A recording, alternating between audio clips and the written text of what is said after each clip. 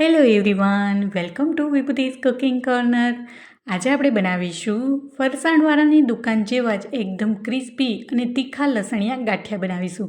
જો રેસીપીઓ ગમતી હોય તો વિડીયોને લાઇક કરજો, તમારા ફ્રેન્ડ્સ એન્ડ ફેમિલીમાં શેર કરજો અને મારી ચેનલમાં નવા આવ્યા હોય અને હજી સુધી સબસ્ક્રાઈબ ના કરી હોય તો પ્લીઝ સબસ્ક્રાઈબ કરજો ને બાજુમાં આવેલું બેલ આઇકન બટનને પ્રેસ કરજો જેથી નવી નવી રેસીપીના નોટિફિકેશન તમારા સુધી મળી રહે. તો ચાલો રેસીપી બનાવવાનું શરૂ કરીએ.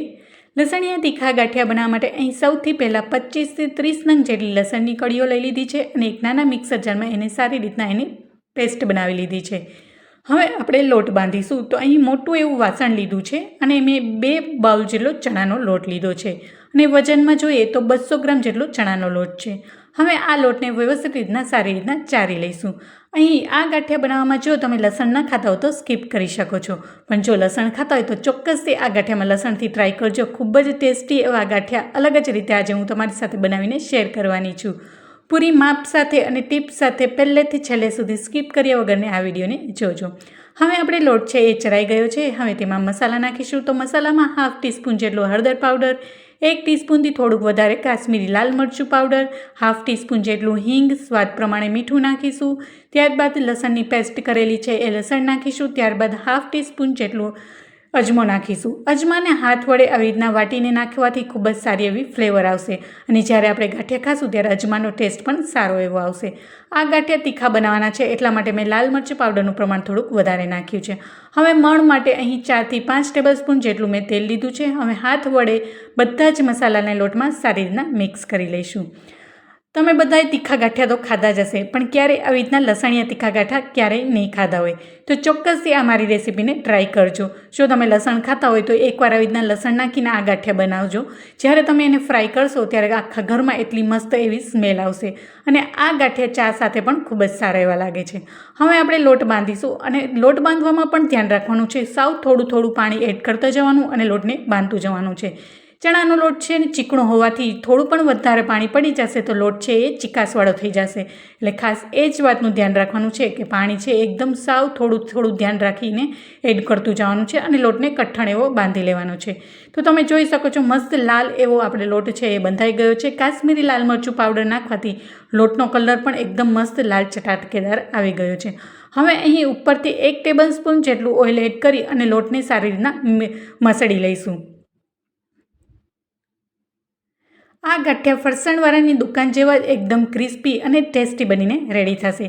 ઘણા લોકોને પ્રશ્ન થતો હોય છે કે ગાંઠિયા છે એ ખાવામાં ચળવળ લાગે છે અને સ્વાદમાં સારા નથી લાગતા.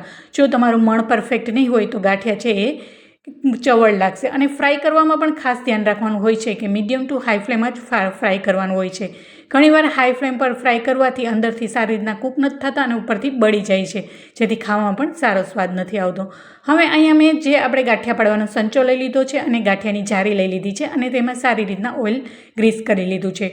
ઓઇલ ગ્રીસ કરવાથી જે લોટ છે એ ચોટશે નહીં. હવે આપણે આ જે ગાંઠિયાના સંચામાં લોટ જેટલો સમાય એટલો તેમાં એડ કરી લઈશું અને એનું ઢાંકણ ઢાંકી અને આપણે ગાંઠિયા પાડી લઈશું. અહીં મેં સાઈડમાં પહેલેથી જ તેલ ગરમ થવા માટે મૂકી દીધું છે. આ ગાંઠિયા ફ્રાય કરવામાં શરૂઆતમાં ગેસની ફ્લેમને આપણે સ્લો કરી દઈશું. ત્યારબાદ એને થોડીક વાર માટે હાઈ કરી દઈશું જેથી આપણને વરાળ હાથમાં ન લાગે એટલા માટે. હવે આપણે ચેક કરી લઈએ કે આપણું તેલ ગરમ થઈ ગયું છે કે નહીં. થોડોક એવો ચણાનો લોટ નાખતા ઉપર તરત જ ઉપર આવી જાય છે, મીન્સ કે આપણું તેલ છે એ વ્યવસ્થિત રીતના ગરમ થઈ ગયું છે.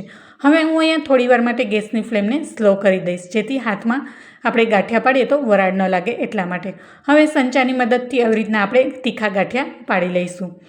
આ ગાંઠિયાને ક્રિસ્પી થાય ત્યાં સુધી આપણે ફ્રાય કરી લઈશું અને કડાઈમાં જેટલા સમય એટલા આપણે ગાંઠિયા એમાં ફ્રાય કરી લઈશું. તો તમે જોઈ શકો છો અત્યારે મેં ગેસની ફ્લેમને સ્લો રાખી છે. અહીં મીડિયમ ટુ હાઈ ફ્લેમ પર તરવાથી આપણે ગાંઠિયા છે એકદમ ક્રિસ્પી તો થશે જ પણ અંદરથી સારી રીતના કૂક થઈ જશે. અને જો હાઈ ફ્લેમ પર ફ્રાય કરવાથી એકદમ બળેલો ટેસ્ટ હોય ને ખાવામાં એવો લાગે છે. જેમ વ્યવસ્થિત રીતના ફ્રાય કરેલા હશે તો ગાંઠિયા ખાવામાં એકદમ ક્રિસ્પી થશે અને ખાવામાં પણ એટલા ટેસ્ટી ચટાકેદાર બનશે. હવે આપણે સાઈડની આવી રીતના સાઈડ ચેન્જ કરી લઈશું અને બંને સાઈડ સારી રીતના આપણે એને ગાંઠિયાને ફ્રાય કરી લઈશું.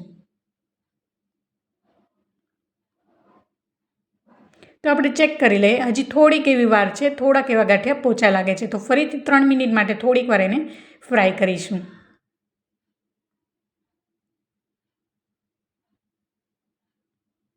હવે આપણે ગાંઠિયા છે એ ફ્રાય થઈ ગયા છે. હવે એને એક પ્લેટમાં કાઢી લઈશું. અને આ ગાંઠિયામાં વધારે તેલ પણ નહીં રહે એવા સરસ થશે. હવે સેમ આવી જ રીતના બધા જ ગાંઠિયાને આપણે બનાવી લઈશું. તો આ રાંધણ છઠના દિવસે તમે સાતમ માટે આ ગાંઠિયા બનાવી શકો છો. એટલા ટેસ્ટી અને ક્રિસ્પી બનીને રેડી થશે. હવે ધીમે ધીમે બધા જ ગાંઠિયાને આપણે આવી રીતના બનાવી લઈએ.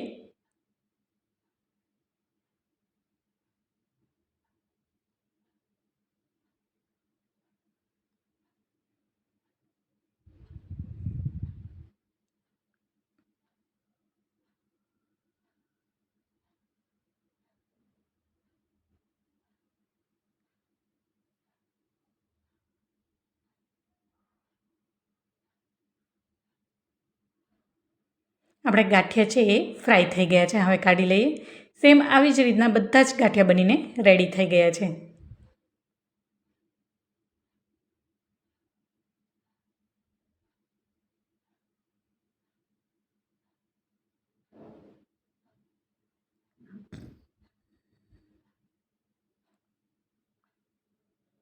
તો હવે આપણા બધા જ ગાંઠિયા બનીને રેડી થઈ ગયા. તમે જોઈ શકો છો મસ્ત લાલ ચટેકાદાર અને ક્રિસ્પી આપણા ગાંઠિયા લસણીયા તીખા ગાંઠિયા બનીને રેડી થઈ ગયા છે.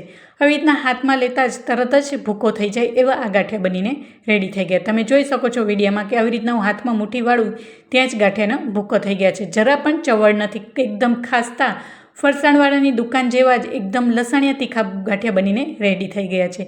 તો જોતાં જ ખાવાનું મન થઈ જાય એવા ટેસ્ટી લસણિયા તીખા ગાંઠિયા બનીને રેડી થઈ ગયા છે.